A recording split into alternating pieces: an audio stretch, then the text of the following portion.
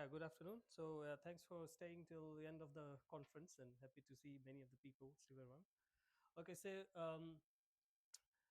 today I'm going to talk about observation of phonon bottleneck spin relaxation in parts, but also I'm going to cover in general what we are doing at TFR Hyderabad. So, this is a relatively new experimental group.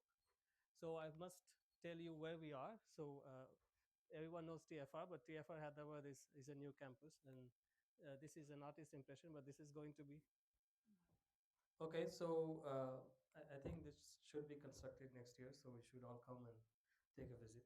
So we have a lab, still a work in progress, but we have a dilution fish setup. We have students and another part of the lab where you do the measurements. Okay, so what is the goal of our lab, right? So this is slightly different from all the rest of the topics. So we are a bit into quantum sensing, but also into quantum communication. Sorry, quantum sensing and quantum computing. Right. So in our group, we work on measuring electron spins and their coherence properties, quantum properties, and we want to use them as resources for quantum technologies. So one of the resources is to use them as quantum memories. So why not just use them as quantum computing? Because in general, those are like natural atoms, and they're very nice coherent properties, like was already shown many years ago. Rydberg atoms, or in ion traps, you can trap those atoms and show extremely long coherence properties, but they are very slow to manipulate. So on the other hand, other end of the spectrum, you have artificial atoms. So we already had a talk about Josephson junctions. So Josephson junctions actually are quantum objects. You can create two-level systems in those things, which can act like a qubit, just like you have natural atoms, and perform all kinds of quantum operations. So the advantage there of artificial atoms is because you have fabricated them in your clean room. You know how it's supposed to be coupled. You can manipulate them really fast. So these are more protected, but these are not so much. So you can so this is like a conjugate variable. More protection you get, less manipulation you get. So our group tries to bridge this gap. Like, can we find a system where we have best of the two worlds and try to avoid the worst of the two worlds, right? So that's the goal. I think I skipped. Yeah. Okay. This is a bit of diffusey process. I'll have to go back and forth. Um, right. So I already told you about the electron spins, but in the title I said like we work at millikelvin temperatures. So why millikelvin temperatures? So if you want to be in the quantum regime, this is the quantum regime. So your temperature must be smaller than your frequency, otherwise your qubit will be always excited. This is not what you want, right? Uh, so you want to be maximally polarized. This is what you can also say in ESR language. So at room temperature, for example, if you take an ensemble of spins, the polarization you will be getting is like 0.16%, and then you shoot to 100% once you go to such low temperatures. Okay, and we're also using superconducting resonators. So I showed you some pictures. So those resonators, they are very small mode volumes. So you can make them like, instead of using the centimeter size cavities, you can have inductors which are micron size or even smaller than micron size. So you can couple two spins which are very close by, and then you can improve the coupling constants. But more importantly, it can also support very large quality factors, right? So you can try doing this with copper, but this will not work because um, if you make the inductor narrow, it will become more and more resistant, right? Resistance will scale, right? So the Q is not going to be high enough. And the final thing, once you're in this regime, so I already said you're in the quantum regime, but the other aspect of the quantum regime, apart from maximum polarization, is also you have the minimum amount of noise that you will add to the signal, and that's limited by the quantum mechanics vacuum input noise. So you will go from something like this to just 1/2, right? So everyone knows in harmonic oscillator, if you want to know the energy, you say n plus half h bar omega, and n goes away, right? The thermal contribution goes away, you have half. So that's the only thing that remains, right? And now I mentioned at these temperatures now, we have so-called quantum limited amplification also available. So that's just like another cherry on top. So let me just explain what this is. So any kind of amplifier you will take in your life that always adds some noise to the signal, right? So if you have your signal, I'm writing down two quadratures. This is the linear amplifier, X and Y. So it will amplify the signal, but it will also add. This is inherent property of any amplifier. Quantum mechanically just means that you to maintain the commutation relationship between X and Y, you must have another mode adding. What happened? I think I went. Yeah.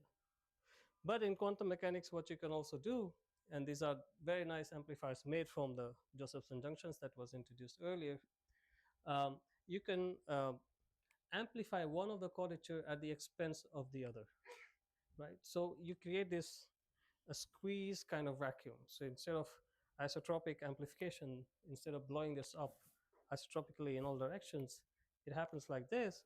So what it eventually does is it maintains the commutation relationship without adding any noise. So this term goes to zero, and then you go what is called noiseless amplification. So this kind of amplifiers can just provide no noise at all, will provide no noise to your signal.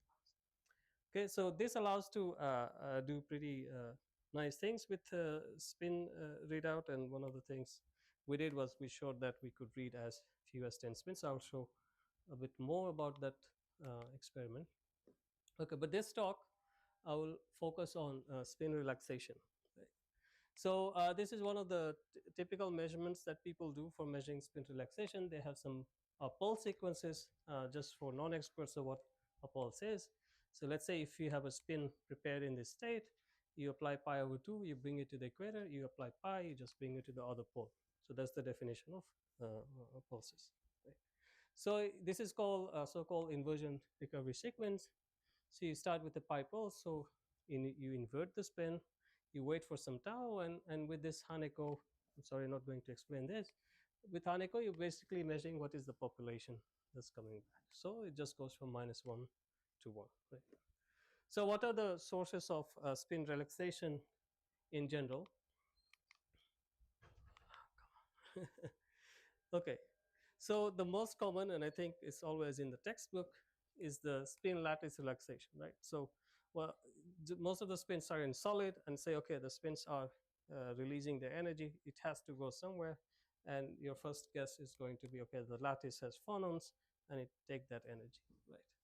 So one of the first questions that we study, what about fluorescence?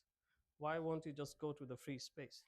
So it turns out the coupling of spin to electromagnetic wave is too weak, extremely weak, compared to, let's say, big atoms like Rydberg atoms that can actually radiate into free space, but spins they don't. And if you calculate the times using density of states in vacuum, it's going to be pretty long, so astronomical time scales. Except one of the things that was predicted a long time ago by Purcell in 1940s, and one of the shortest paper ever written, is just an abstract. There's no body of the paper, right? So Nobel Prize winners can do whatever. So what Purcell suggested, well, if you have a two-level system in a cavity instead of just free space, you can really enhance this relaxation process. So our cavity is just this LC circuit, and we fabricate them. We know exactly what coupling strength we're going to achieve. You plug in all those numbers, right? Especially, look, the kappa, or sorry, the quality factor of these resonators can be very high, 100,000 to million.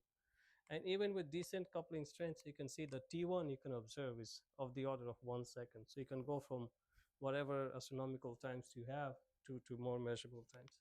And this was shown in one of the papers very nicely. So it turns out the Purcell also has some detuning dependence. So by detuning, you just mean you're making this effect weaker and weaker. So you're not on resonance, basically. Spins are not in resonance with cavity. You go away, and you see you go from thousands of seconds to few seconds. So this is 3 orders of magnitude change of a spin relaxation property just by engineering, right? So this is pure engineering, because you created resonator, you created the vacuum modes of the resonator with enhanced density of stage that forces the two-level system to emit into your cavity. Okay, so actually this was done before I joined the group, and when I joined the group, this is postdoc work. We asked, can we do more, right? So um, I fabricated these 3 resonators now, so don't worry about too much details, but essentially you can see these are like finger-like capacitors, right? And there's a central inductor, so this is just an LC circuit. They're all the same, except the capacitors have different shapes and they serve some purposes. Basically, we are tuning the impedance, so enhancing the capacitance will change the impedance. If you change the impedance, it also changes the coupling strength. Because it's magnetically coupling, lower the impedance, higher the current, higher the coupling. So this will couple the most. So basically, we want to see what is the spin relaxation rate of the same spins. So spins are just below the surface. I'll show you what they are. So they are in the same measurement run, right? So these spins, they are bismuth in silicon. And the special property of bismuth, okay, I'm not talking about bulk bismuth, but these are dopants. So these are like ppm level bismuth. So this is group 5. So in silicon, after bonding with 4, you have 1 left. So this is the textbook. You have an extra electron that you can use as conduction electron, but at low temperatures it gets stuck. So it acts like a solid state spin defect, just like NV center. It's stuck in this Coulomb potential, right? And the advantage of bismuth is like they can be just directly implanted into silicon, and you can make a device on silicon. So you're very close to the spins. So it allows you to do these experiments very nicely. And Hamiltonian is also very simple. So bismuth has spin half and has 9 half nuclear spin. So they're like bunch of levels, but doesn't matter. You can isolate some spin levels and work on them. And you take those samples and you put them in this so-called dilution refrigerator. So if you have seen this picture for quantum computing purposes, that's exactly what this is. So the important thing here is that the spin samples are mounted the bottom plate, but there's also a parametric amplifier, and that has to be the first amplifier to amplify your signal. So more in the circuit diagram, you send in signal like this, reaches your circuit, and has to be first reflected by your parametric amplifier to provide you the maximum amplification. Right? So those 3 resonators are here. So yeah, don't worry about the 3D cavity. That is just for coupling. Okay, so these are the results. So you see the T1 for all measured using 3 resonators are different. And you see, as we increase the coupling because of the design, right? So it's the same spins. We went from 1 second to almost 1 millisecond. So remember in few slides earlier, we were at 1,000 seconds. Then we went to 1 second. Now we are at 1 millisecond. Right? Then you will be asking, like, why are you reducing it so much? Yeah, we don't want to keep reducing it infinitely. But one of the problems in ESR, especially at low temperatures, is very long T1. At low temperatures, there are no phonon modes, right? So they have nowhere for the energies to go. And if it's so long, you cannot repeat your experiment. Basically, you apply pulses, you have to wait. There's no other way. Or you have to do some more invasive processes like shine light and things that can heat up. So it doesn't really work. So this allows you to repeat your experiments faster. You repeat faster, you average more, your sensitivity is better, your right. So that's why this is at 10 spins. Any guesses for what is the sensitivity of a Bruker spectrometer at room temperature? It's 10 to the power 12. So there's orders of magnitude of difference. But of course, this is a more niche application, so you can never replace the Bruker spectrometer for the things they do. So these are all at low temperatures with special resonators. Right? Okay, so that was my previous work, and now we are measuring different kinds of spins. So let me tell you what it is. So before it was bismuth and silicon, now we are working with erbium spins in calcium tungstate. And it has because it has lots of advantages. One of them, so I said clock transition, but bismuth in silicon also has clock transition. But main is microwave to optical conversion in the telecom band. So erbium actually possesses a transition which is exactly the telecom frequency, right? The one that you use for fiber communication. So using this, if you're gonna, let's say, interface quantum processors or quantum nodes, this is exactly what you need. These are the kind of quantum materials that you want, right? And T2 is also pretty long in this crystal, so there's the, basically it means that you can actually have a nicely purified crystal. So not every crystal is like silicon. Silicon is really wonder material because of all the research with natural processors or classical processors, so you can purify them, or the technology has pushed ahead quite a bit. But 20 millisecond is pretty long, and especially if you talk to optics guys, they will understand. Okay, so why it's long? Because in erbium, if you look at the shell filling, right, and if you remove the 3 electrons, they are removed from S and F, but you still have outer shells in the fifth principal shell that protects the spins which are actually inside. So that protection gives you extra coherence. Okay, so here's the telecom level that I was talking about. So if you look at the free ion erbium and look at the level diagram, this is 1.5 micron transition. This is the telecom transition. And this crystal I showed you is tetragonal. It's scheelite, so it has crystal field splitting. And we are mostly interested in the Zeeman part. So you can use a magnetic field to split levels. And there are two flavors of erbium. It's not going to be interesting so much. And you can create whatever transition you like. So you're working mostly around 5 gigahertz, 6 gigahertz. Okay, so Hamiltonian again is very simple, except now this spin 1/2 that I write is more an effective spin of the system. And it comes in two flavors, which has nuclear spin 0 or 7/2. And depending on that, your level diagram splitting will be different. Okay, so one of the things that you show that you see in the Hamiltonian is the G factor is anisotropic um, because of different crystal field symmetries. So a longer C axis and shorter AB axis, and that directly manifests in the spectroscopy if you change the angle of the magnetic field. So you're mixing different Zeeman split levels, and that gives you this very nice changing position of the resonance, which is the same transition. Just because of the anisotropy of G, it appears a different magnetic field. And this is very useful in our studies, right? A lot of times you want to do dependencies as a function of magnetic field, but you don't have to do many resonators. You can use the same resonator, and if you have a vector magnetic field in your setup, that's quite useful. Okay, finally, just about characterization, that these spins in calcium tungstate, they also possess a large internal electric fields, and that's because erbium 3 plus actually is replacing calcium 2 plus, right? So you have charge 5 minutes. So you need to have charge defects to compensate these charges. And again, long story short, so we can measure those line widths and show that actually fits the measurements. Okay, let me go back to the main data.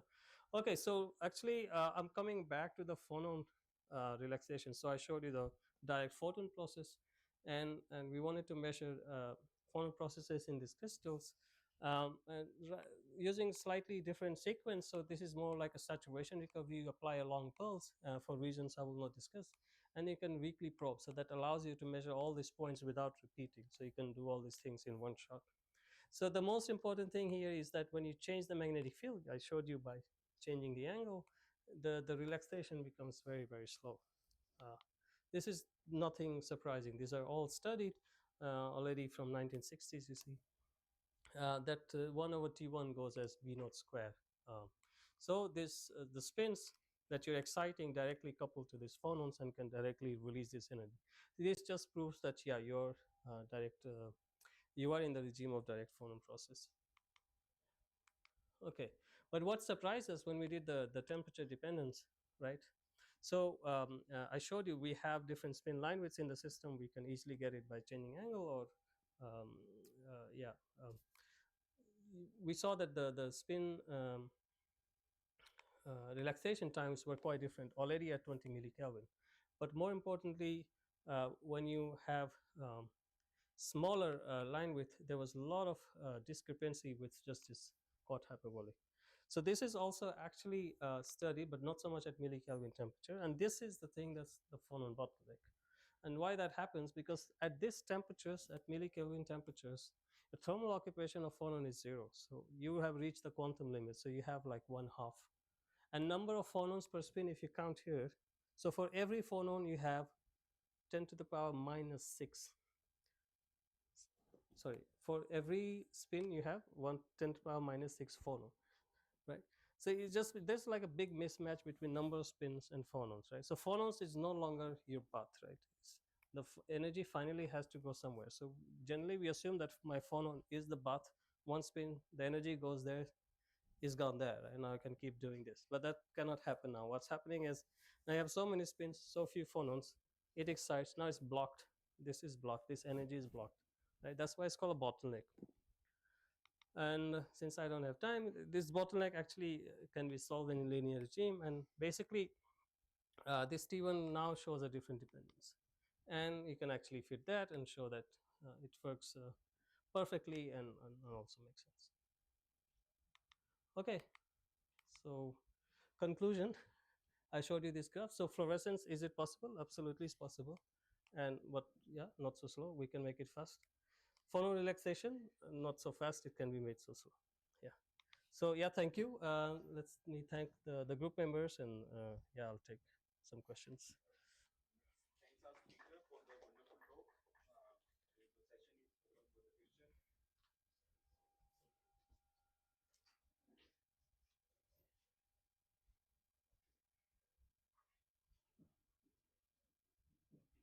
Hi, thanks for the very nice talk. For the superconducting resonators that you have fabricated, Yeah. so you mentioned that they have a very high quality factor. Yeah. But does that not increase your dead time of the spectrometer as well? Absolutely, absolutely. Yeah, this is one of the challenges of doing ESR with superconducting resonators, but there are ways around it. And for example, if you start using um, niobium, titanium nitride, those kind of resonators, which has a lot of kinetic inductance, then you can drive in three-way mixing kind of processes to basically in situ tune the kappa of the circuit. So basically, you can have the high Q when you want, for example, during the emission of echoes, but during the ring down, you can suddenly make the kappa really, really large, so the ring down is suppressed. So we have done those experiments also. Yeah. Oh, thank you.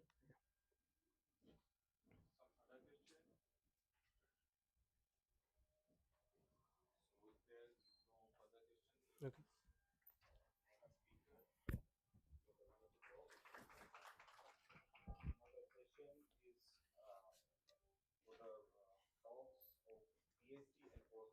Showing it to you. Let's check. Yeah.